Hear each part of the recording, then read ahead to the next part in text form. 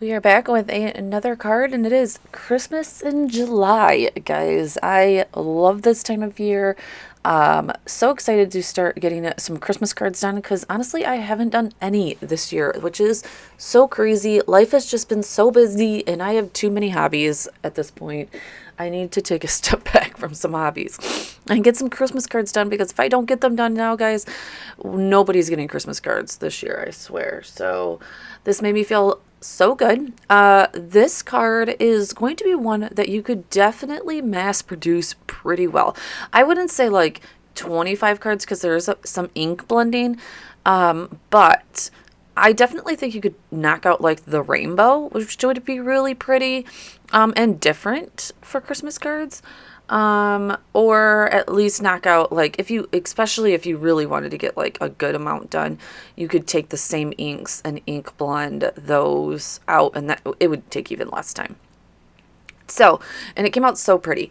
I'm gonna do like a pink-ish to red Christmas card here. We are taking our large snowflake dies.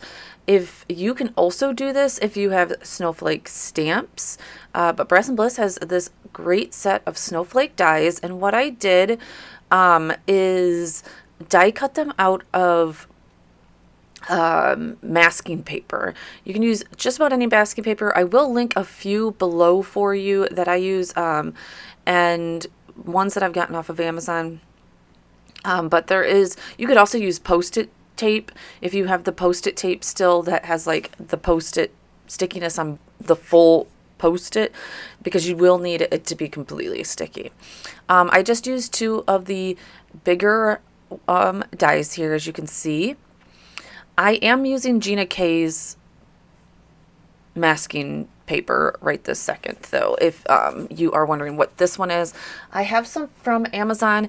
It tends to be a little bit more stickier, which you're going to see like right here actually that I struggle with the stickiness of this one. I actually thought that several times. I didn't pick the right side, but it was just because it was so delicate, and this stuff, you see me picking up the other sides, this stuff is just so low tack so that it peels right up, that it just wasn't sticking down. And I think that I hadn't peeled off some of the liner because it does have a cut down the middle of it, and I was like, oh, that's probably what's going on too. Okay, so you can see I put down those two snowflakes on either side. I've also used Post-it tape to tape off the edges of my card.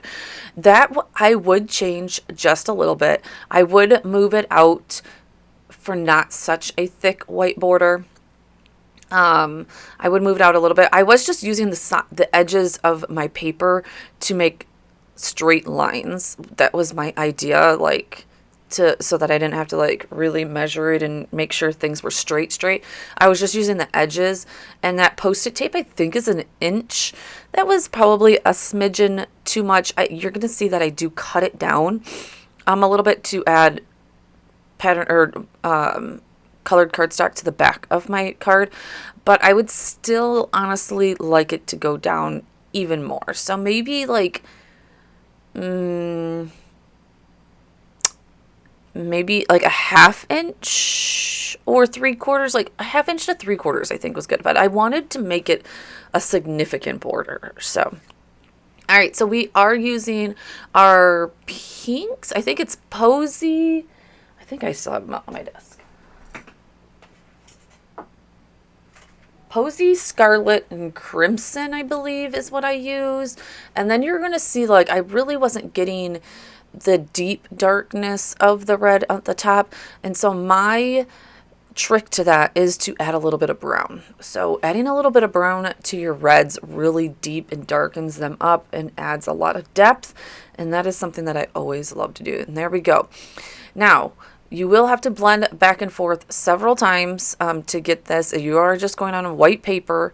So it does just take a little bit of back and forth.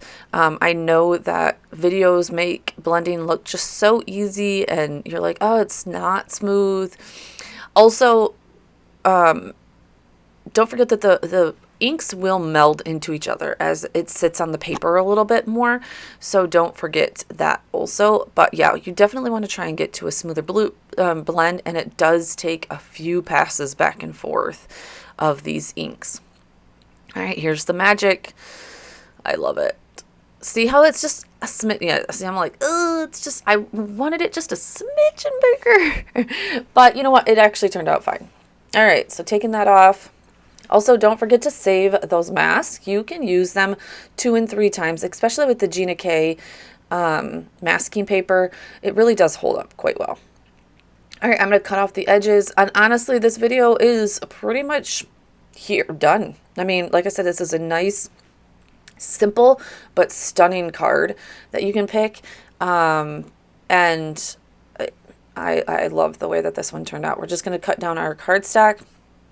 Also, unfortunately, I think when I went to go pause to do something, I forgot to turn back on my camera to do the heat embossing. So sorry, I know that that's a lot of times your guys' favorite part of the video, but I do forget to, I think I went to go pick out my stamp or something like that and forgot. All right, putting our acrylic block on there to get that to lay straight. I just love that gradient. It's so good. I'm probably going back. The last thing I am going to add to this card, just to jazz it up a little bit. And at this point, I do wish that I had a few more smaller snowflakes, but again, you probably have those in your stash, so dig them out of your stash. I just didn't have any Brass and Bliss ones.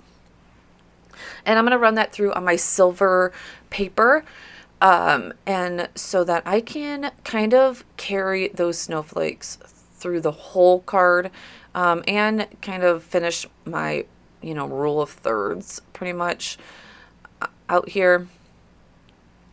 Just poking out those little ones. Also carrying the silver that I'm about to use for the embossing in one more spot. Again, that's all kind of like designy stuff.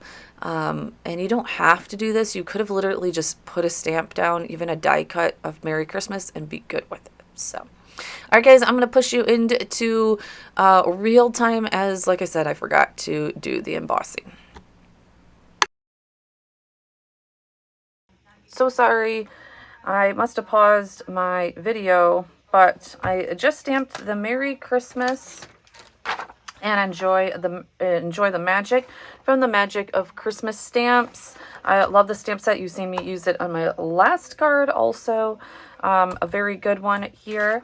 And then just embossed it in silver to bring the silver down.